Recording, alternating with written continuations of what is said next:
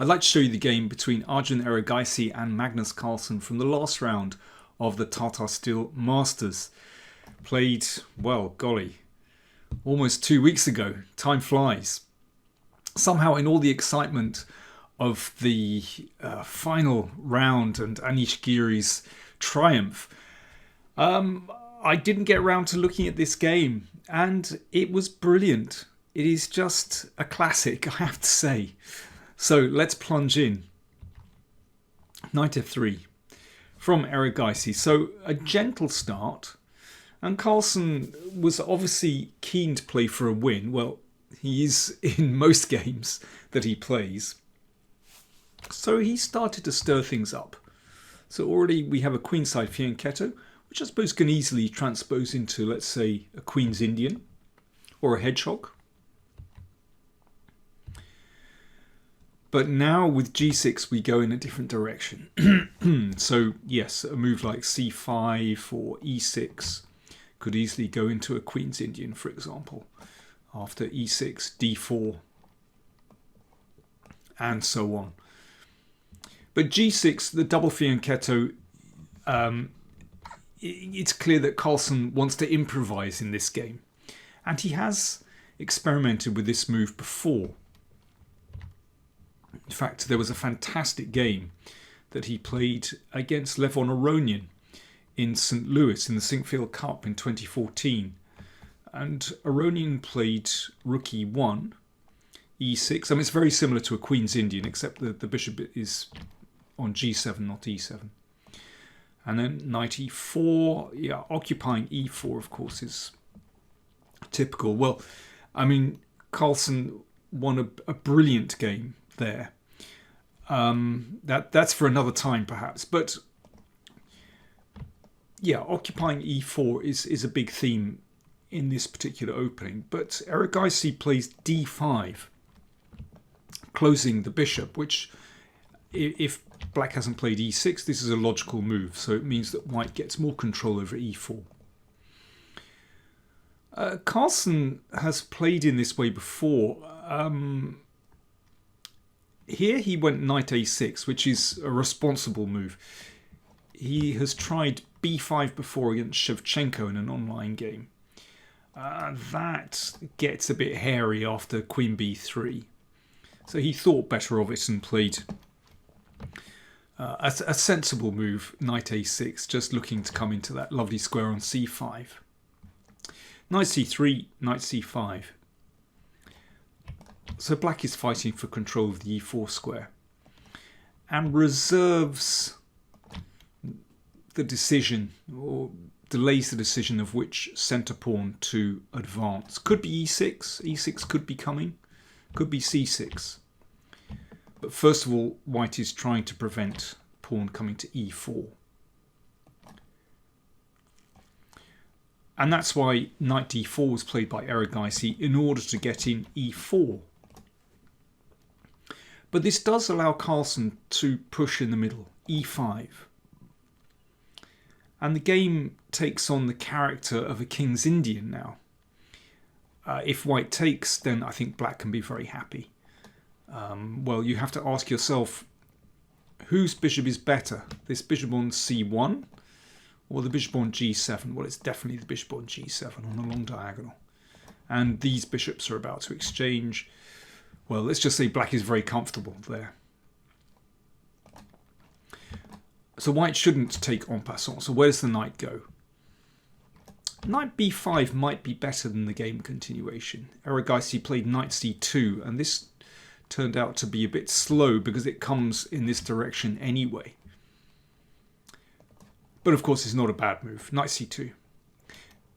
White would like to push away the knight on c5, so that's why Carlsen played a5. Typical move for a King's Indian position.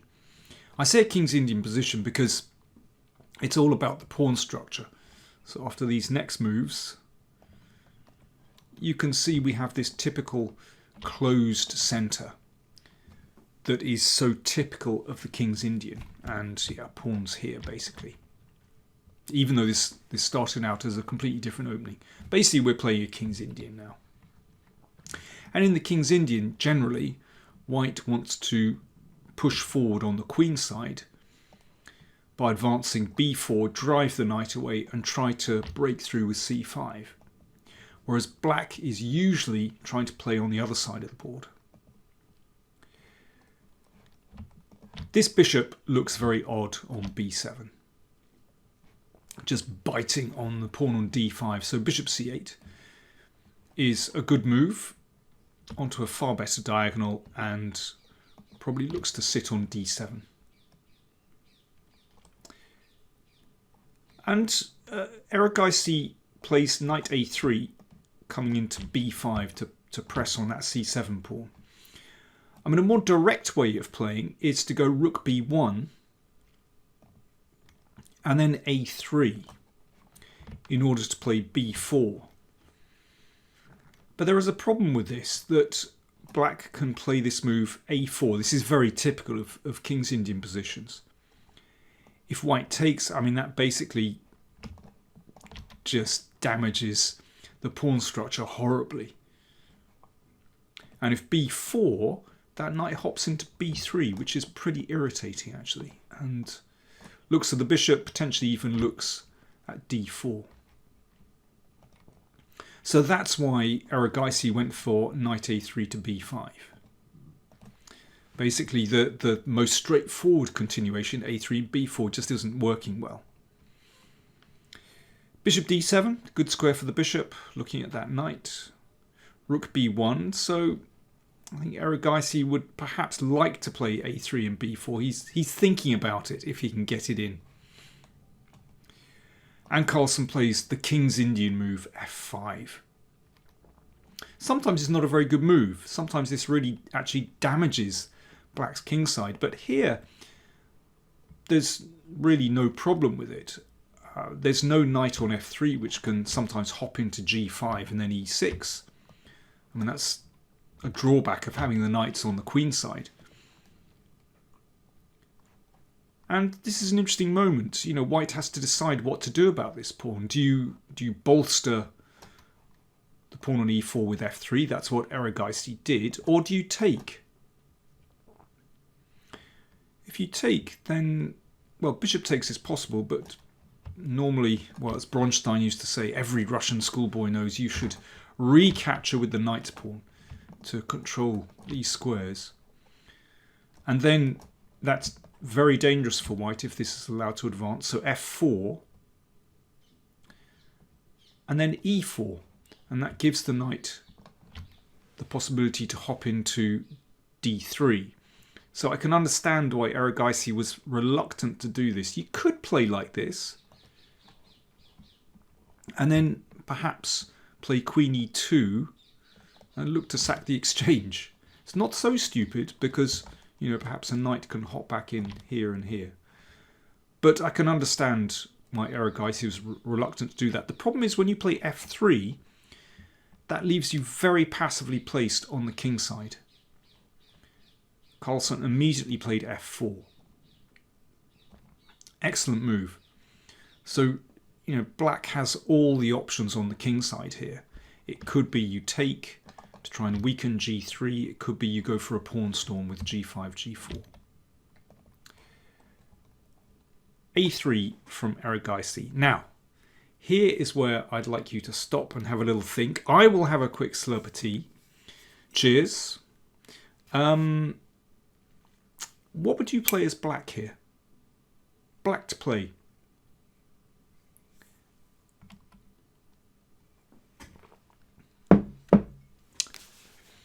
Carlsen played in the traditional way on the king side with g5, and it's a good move. I don't have the clock times on my notation, so I don't know how long he spent over this move. But he carries on in the traditional way on the king side, and it's a good move. But this is a very interesting move. I think white has a few problems after this. If this is taken, then this just gives black a positional advantage. White is never going to be able to break through here. And this pawn is a target, and conceivably black can actually take the initiative on the queen side. But in fact, what you do is you combine it with threats on the king side. This is a very strong move. It could be that black is going to be able to take here and bring that queen out. And if g4, then bishop g5. So that's very nice. The bishop can come to h4, but h5 can crack open a file on the king side. So this is extremely dangerous for white, particularly as black is extremely well placed on the queen side. So after a4, what should white play? Well, okay, let's try b4. Then the knight hops into b3, as we've seen before. This is really dangerous, particularly if you can swipe that bishop, because then these dark squares on the king side are going to be really weak. The problem is if bishop b2, then black takes, and bishop h6, that bishop might come down here somewhere. The queen comes to g5. That's already looking like the king is very shaky. And also, when you've got this knight lurking here, ready to leap into one of these squares, that looks fantastic for black. Okay, what about knight takes a4? Because this undermines the knight and wins a pawn. However, this is such a beautiful position for black. Take on g3, bishop h6. I mean, this is a fantastic piece.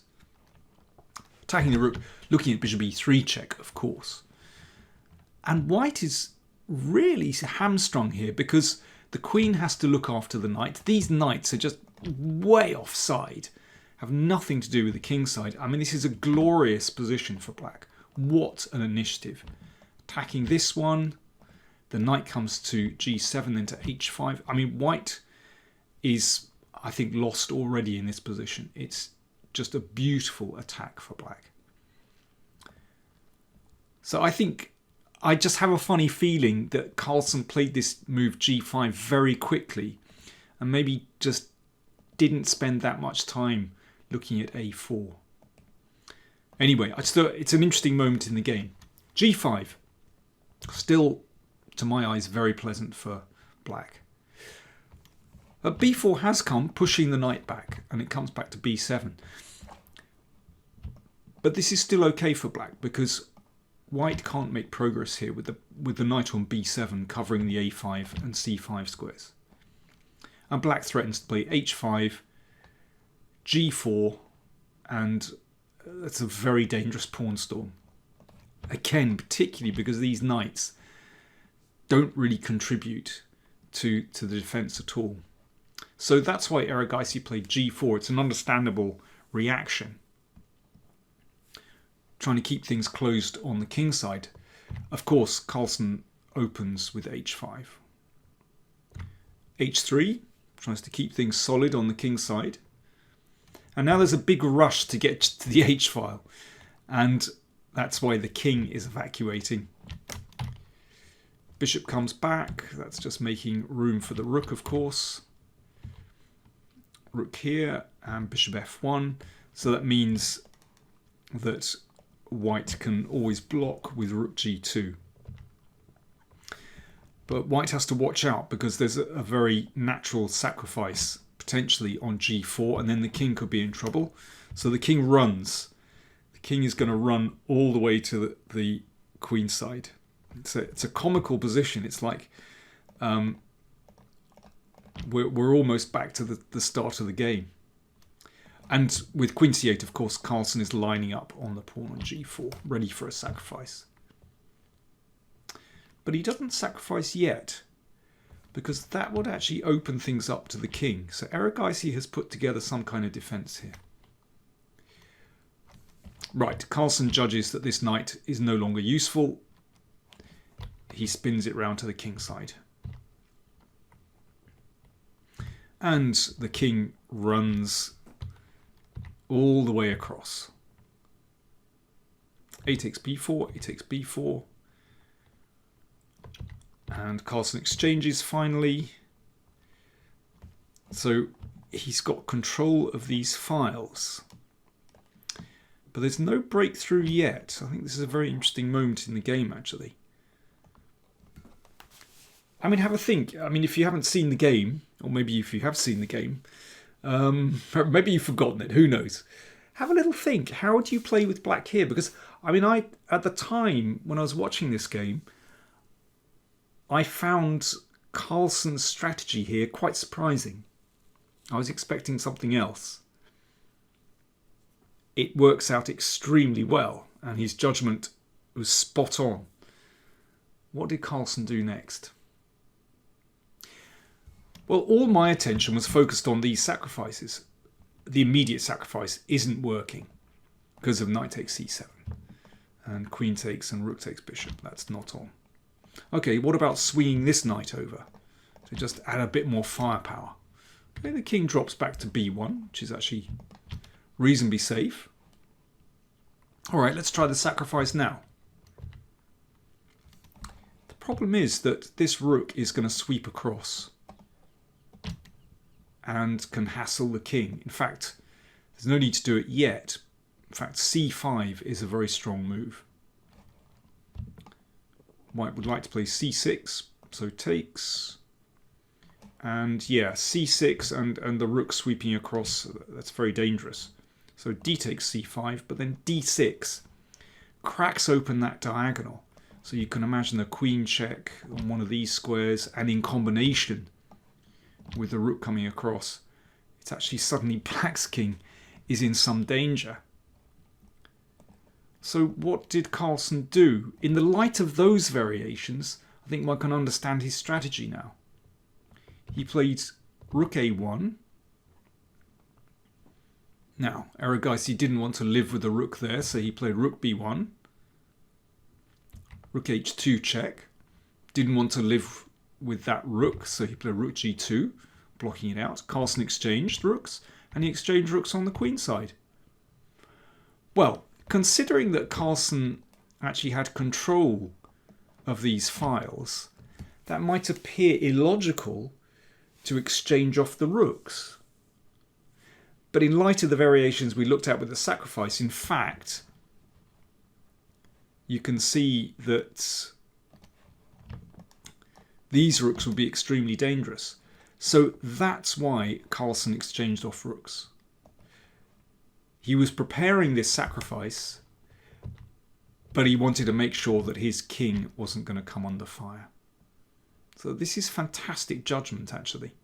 It's all very well to sort of explain it afterwards, but to judge the position so clearly at the time is exceptional. Bishop f3. So now we have a situation where Carlsen has 2 pawns for a piece, and wow, what 2 pawns? Obviously extremely dangerous. Computer still thinks that white is okay here. But obviously black has the initiative, and that's dangerous. Certainly, black's plan is a lot easier than white's here. Black wants to push those pawns, and white somehow has to contain them.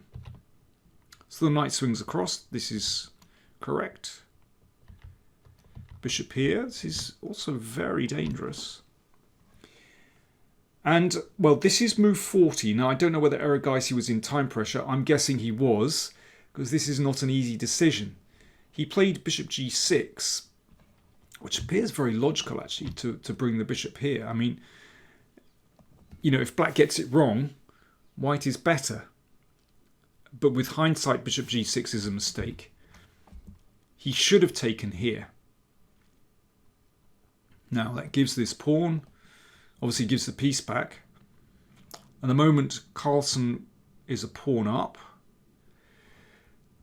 But this is a very difficult position for black to handle. Suddenly, things have swung round a bit. This knight hits the pawn. This is attacked. The king is perhaps a little exposed. The king here is actually pretty safe. It can hide on b3. So bishop f5 defends this. Now the knight hops back. It's really dangerous.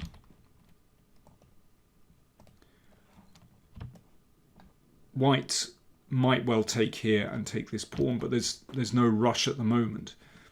I think it's probably, well, the computer thinks it's about equal, but it's certainly not an easy position for black to handle. So that was the way to go.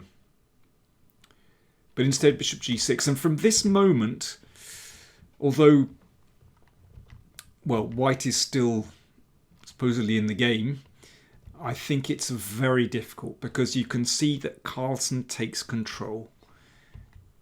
These sacrifices aren't working now, and Carlsen slowly builds up. But the way he wins this is fantastic. Queen h8, so the queen takes control of the file, and that could be very useful. With the queen coming down, then this pawn is going to run. So Erigaisi decides to sacrifice. But here's the problem, that Carlsen now takes control of this long diagonal, and incredibly, it's white's king that is now in trouble. So watch this. Knight f7. So that knight was attacked, comes back, but also takes control over e5. Knight b5, and this is brilliant. The queen switches back, threatening to come down here. So for example, knight takes c7, this actually leads to checkmate straight away. Queen b3 and mate next move. And this is an extremely difficult position for white. If knight a3 trying to block the queen out, well, it just comes forward. And don't forget, this one is waiting in the wings, so if queen a3, that can be exchanged off, and knight h6, and there are problems here. Bishop is dropping, and if takes, then that one is a runner. So Erigaisi played e5, closing the long diagonal, sacking a pawn, but at least closing the long diagonal. But now knight d6, this knight finds a good square. If knight takes c7, then queen a4, the queen enters, bishop c2, bishop e4, and this is fatal. And yeah, as I said, just remember this pawn is waiting in the wings if queens are exchanged, for example. Bishop h6 check played. King f7, knights exchanged, bishop g5, and this is beautiful. Erigaisi is trying to find a way in, exchanging and then bringing the queen in, trying desperately to get a counterattack.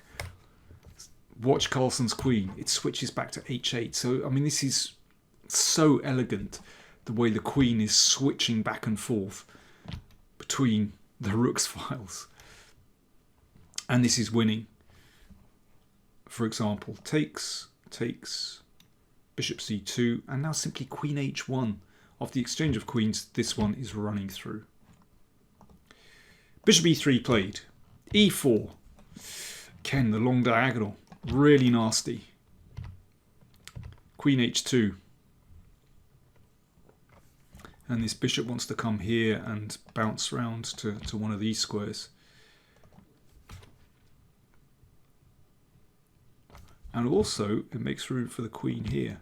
So, for example, c5, bishop c2, bishop e2, bishop e4, queen e5. This is just fantastic. This queen is, well, has performed sterling work. MVP of this game. Bishop g1, queen e2, it's breaking through, and queen d3 check. That was the final move of the game. Erigaisi resigned. If king a2, bishop d1 is going to force a swift conclusion with these pieces massing for the finish. It's just a brilliant game. It's incredible how Carlsen, well, not only wins many games, but he does so with such style. I mean, this, you know, practically all his wins you could just place straight into a textbook. There's such logic to them, but also, as I said, real elegance with, yeah, for example, the switching of the queen. I'm trying to find the moves now. Yeah, coming back to Where have I got it? Yeah, this position. Queen h8, and then a few moves later, switching to queen h8, and then switching to queen a8. And then in a few moves' time, switching back again. I mean, this is just beautiful. Absolutely beautiful. So with that win, Carlsen actually got up to 8 out of 13, which is an incredible performance, actually. If Giri had failed to win that last round game, then Carlsen would have tied for first, which, considering that he lost 2 games, is extraordinary. But he did win 5 games. So 8 out of 13 for Carlsen, 8 out of 13 Abdusattorov, who really should have won the tournament. And Giri just got there with 8.5 out of 13. Fantastic stuff. Hope you enjoyed that. More coming soon on the channel. My chessboard course on the anti-Sicilians is going to be published very soon. I'm hoping next week. I think Thursday the 16th. Is that right? Thursday the 16th is, I think, the scheduled date for the release of that. So I'll be talking about that more over the next few days. Thanks for watching.